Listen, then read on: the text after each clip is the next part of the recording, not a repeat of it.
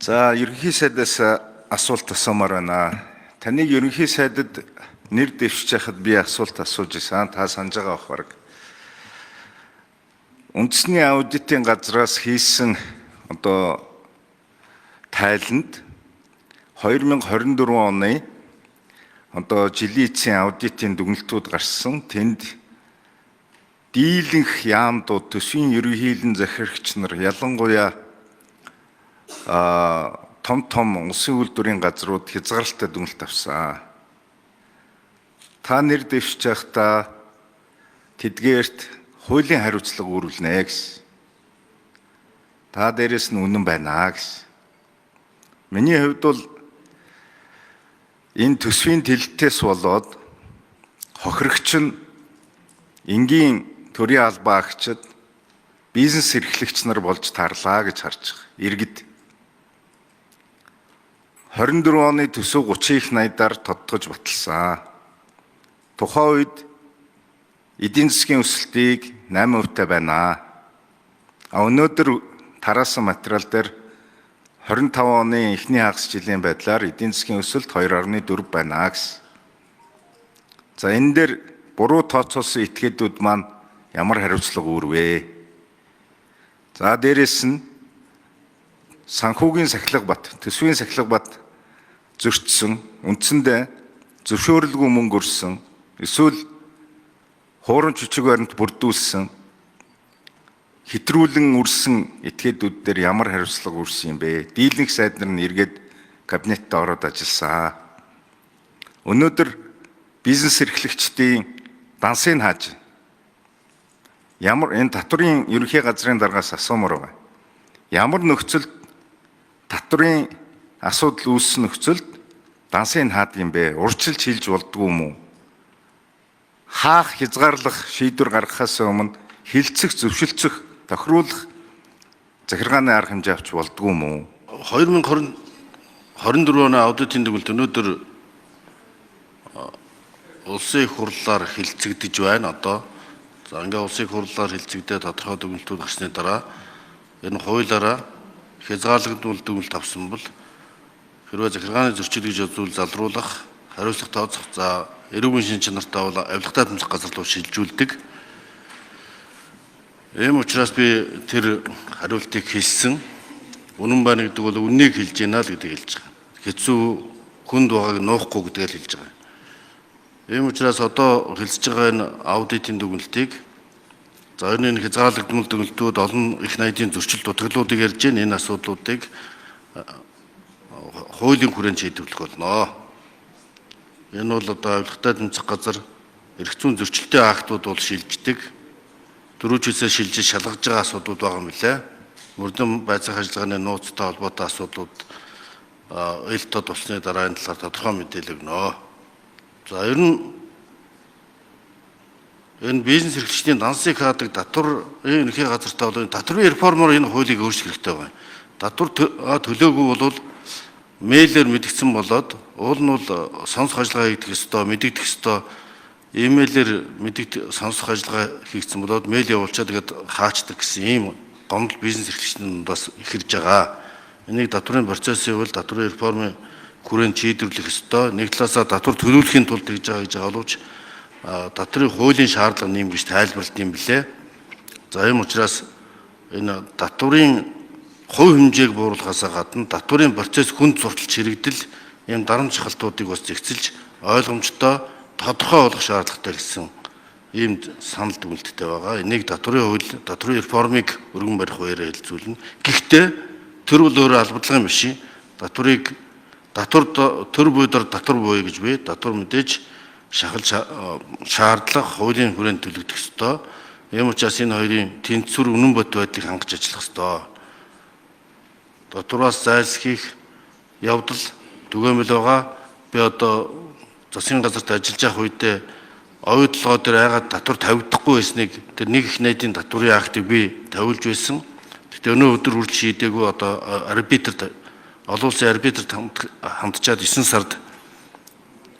сард энэ асуудал шийдэгдэхээр байгаа юм билээ. Гэхдээ манай дундын насанд байх ёстой нэг их найд төрийг аваад зарцуулсан жишээлбэл. Иймэрхүү харилцаа юм хамгийн том дотор төлөгчдөр гарч байгаа энэ харилцаа нийт бизнес эрхлэгчдээр түгээмэл байгаа юм. Татврын хүн сурталч хэрэгдэл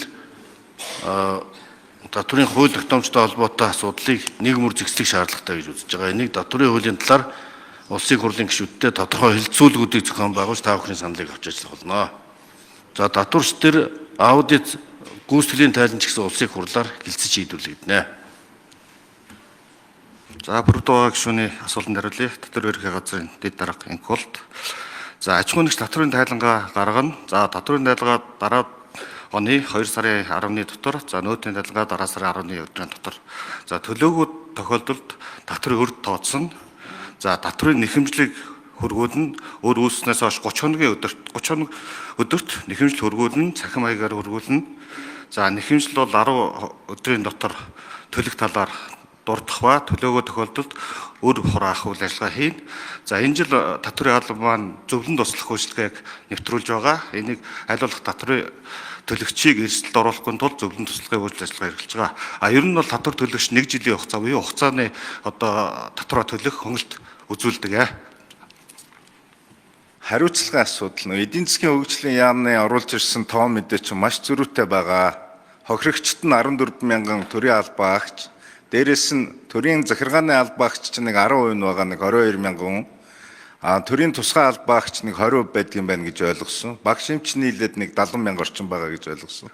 Аль салбараас нь 14 мянгаыг хасж байгаа юм бэ? 9% л тэгштгэж хасж байгаа бол бас маш их хийдлийг үүсгэх баха гэж харж байгаа. За дээрээс нь энэ хэмнэлтийн тухай хууль зөрчсөн олон тооны энэ хөрөнгө оруулалтууд энэ төсөл дотор тусгагдсан байна. Жишээгээр дурдвас тоног төхөөрөмж онцгой байдлын газар 16 тэрбум, шинжлэх ухааны академи 4 тэрбум, гайлын ерөнхий газар 9 тэрбум, татврын ерөнхий газар 6 тэрбум төгрөг.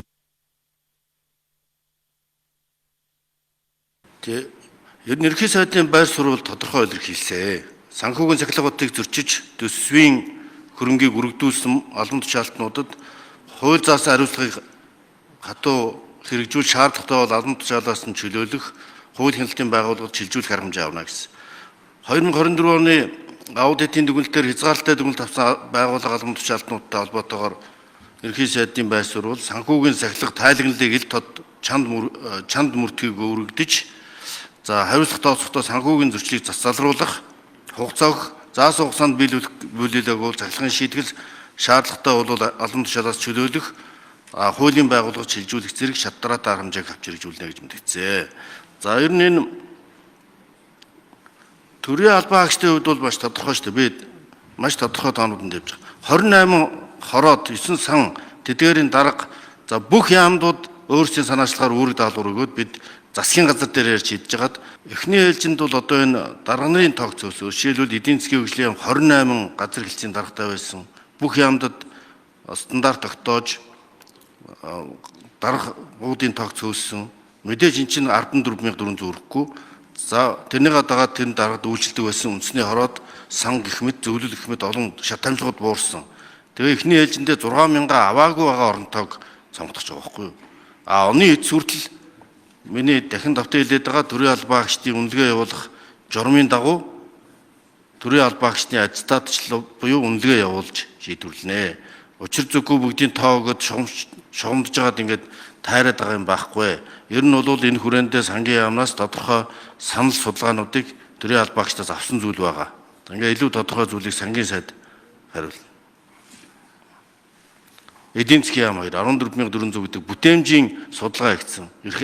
Бүтээмж чигүүрэг давхардлын судалгаанууд хийгдэж байна. Сангийн зарлага хэлцээний дарга Батэрдэн гишүүний асуултанд хариулъя.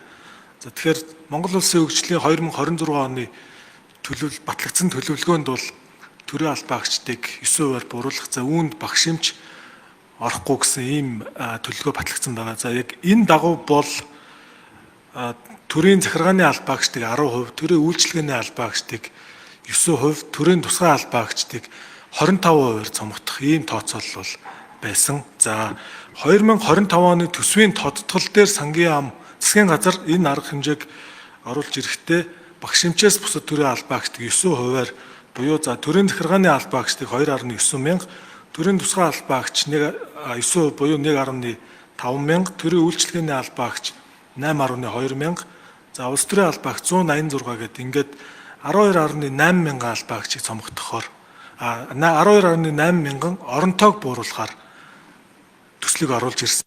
За энэ дээр 14.4 мянга, 12.8 мянга гэсэн юм хоёр зөрөөтэй тоо явж байгааг бас тайлбарлах нь зүйтэй байх.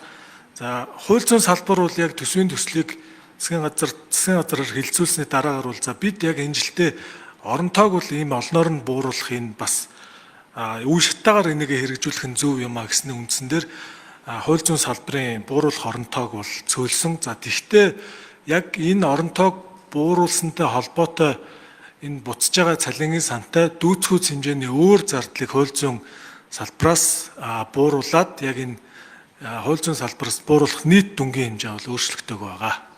За дараагийнх нь нэг санал байна. Оюу толгой тогтворжуулсан гэрээтэд нь амнат 5%. 2009 онд гэрээ хийж байхад зэсийн баяжмлын үн ямар үнэтэй байсан бэ? Өнөөдөр бол $9,000 гараа явцсан. 5% алдж байгаа. Жилийн борлуулалтын орлогыг $5 тэрбум төсөөлөх юм бол бид нар авч болох ёстой жилд $250 сая авах боломжтой гэж харж байгаа. Түрүүний асуултан дээр цаг хугацаанд амжаагүй нэг хэдэн зүйлийг ерөнхий сайд тандан хэлмээр байна. Хууль дээдлэх зарчмыг баримталж ажиллах ёстой төрийн албаагч. Тэгэнгүүт энэ тарааж өгсөн тодтголын материал дээр хэмнэлтийн тухай хуулийг зөрчсөн олон удаагийн үйлдэлүүд байна. Ялангуяа энэ ингээд давтан орж ирж байгаа. Тэгэд энэ жил болгон их засвар. Яг л гэхээр зэрэг их засварчин бол зураг төсөв батлагдахгүйгээр төсвийн захирагч өөрөө захиран зарцуулах эрх бүхий тийм дүн гэж хараад байгаа юм. Айгуу тийм жижиг эргэх болцоотой. Тийм учраас их засвар, за дээрэс нь тоног төхөөрөмж худалдаж авах зардлууд ихээр тусгагдсан байна. За дээрэс нь иргэдэд үйлчлэх төв гэдэг нэг юм сум аймагт байдалтай эдгээр дээр нэг нийцлийн болон явцын аудит оруулмаар байна.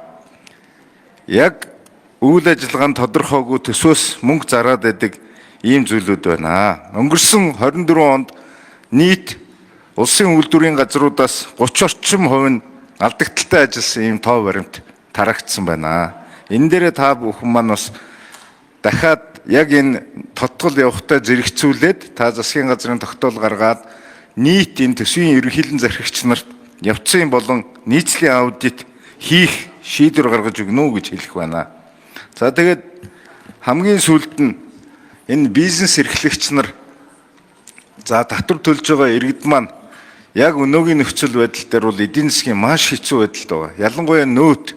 За дээрээс нөөт нийгмийн даатгалын шимтгэлээс болоод татврын хаадаг асуудлыг та нэг тодорхой хэмжээгээр энэ үе шаттайгаар бас бүгдийн нийтээр нь хамруулдаггүй. Жишээгээр тогтмол 20 жил үйл ажиллагаа явуулсан байгууллагын дансыг ямар ч анхааралгүйгээр шууд хаачдаг. Өнөөдөр дөнгөж үйл ажиллагаа эхэлж байгаа компани 20 жил татвар төлсөн компани хоёрын хооронд маш том ялгаа байгаа шүү ерөнхий сайдаа. 20 жил тасралтгүй үйл ажиллагаа явуулж байгаа компани ямар нэгэн эдийн засгийн нөхцөл байдлаас болоод хугацаа хоцрох тохиолдолд дансыг хаачдаг. Анхааруулдаггүй, сануулдаггүй, хилдэггүй. Тэгэнгүүт өөрсдийн одоо энэ үхэндээ гэж хэлэхэд намын үзэл баримтал нэгтэй нөхдүүдийнхээ хаацайлах тийм болзошгүй нөхцөл байдал байна гэдэг дээр иргэд хардаад байна. Энэ дээр та анхаарч өгнө гэж хэлэх байна.